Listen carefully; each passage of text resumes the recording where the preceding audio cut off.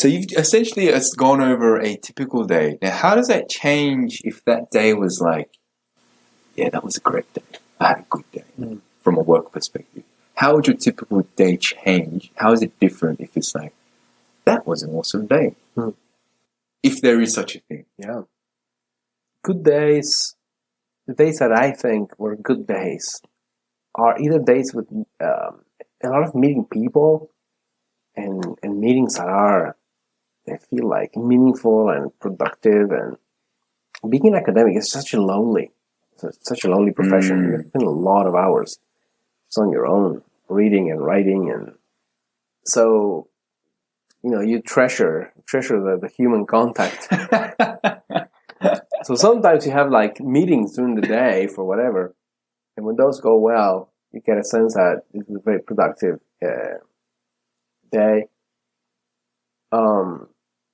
Or days when you accomplish something, like the day you, for example, I finished a paper and submitted.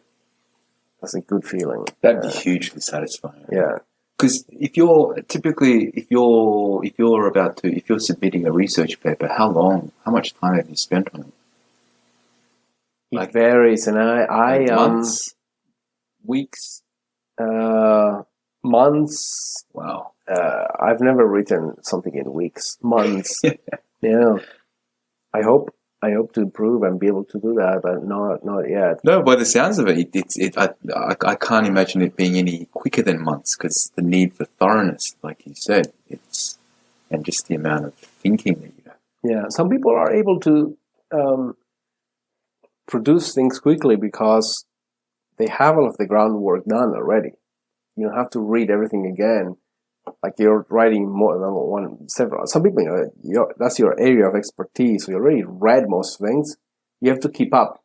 New things come up, you read them, but I'm not particularly fast. I'm slow, so it takes me months. And I'm never working on one thing exclusively. I have like many things going on. So of course, yeah. And when class goes well, that's awesome. That's really exciting.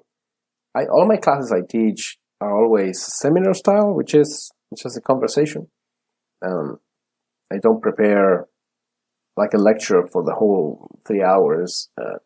I prepare short things, a short slideshow to explain a concept or something like that.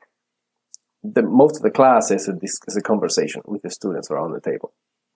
So I don't know how it's going to go. It all depends on what they bring to the table, and so when that goes well, it's very exciting. How many students do you have in your classes, roughly? Between, I would say, 14 and 30. That's a good size. It's a good size, yeah. Yeah. Is that a conscious thing to keep the class sizes small, or is it that's just the way it's panned out? It's both. It's both. Part of the reason classes are smaller is because the advanced degrees are like that. They're not so many people doing a doctorate, but also when I teach undergraduate courses, I think the university wants to keep it class size small. Yeah, it's part of what they are about. Some universities have the large lectures, but what they want to do is to do that. You mentioned that your day is a good day. One reason that your day was a good day is if your class goes well. What does that mean? When you say a class goes well, how do you gauge that?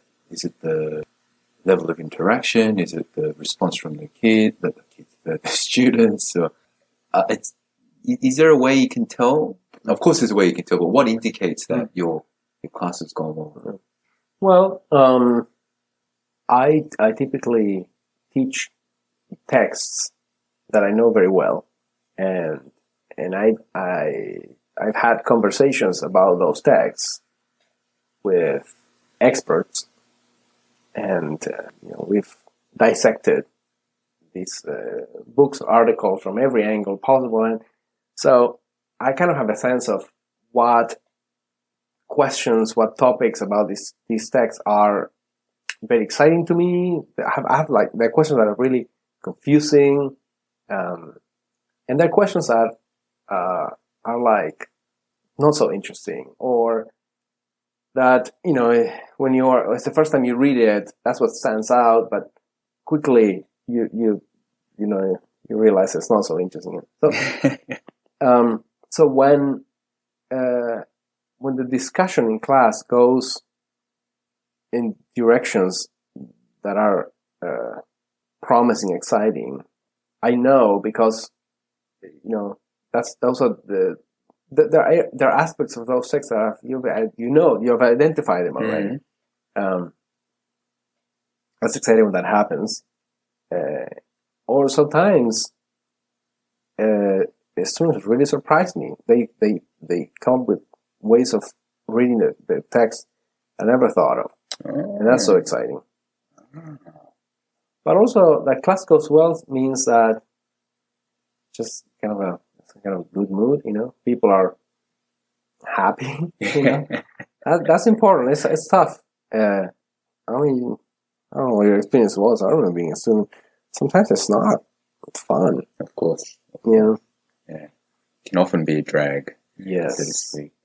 Oh, that's interesting. Okay, so now just to flip it, and it may just be the inverse of what you've just said, but how would your typical day change if it was one of those really crappy days? And you look back and just like, that day sucked. What would cause that? Well, a bad day for me probably would look like when I get stuck. Like there's something I gotta get done, and I wish I could be doing anything else except that, and I just get stuck. When you say stuck in thought process, or typically writing brings me down, and there are like you don't want to get stuck. You like if it's not flowing, if you like every sentence you write, the moment you write it, you hate it, and it's like that. You don't, you just go to the gym or actually switch and do something else. There are many other things on your list of things to do you could be doing. And some days I'm smart and I can catch that, but sometimes I get like obsessed and I just want to I gotta finish this thing, and I get stuck. Those are bad days. It affects my mood. I get depressed, Oh, for sure. Yeah. It's amazing. I think writers have and people have to write a lot like yourselves. I just don't know how you guys do it.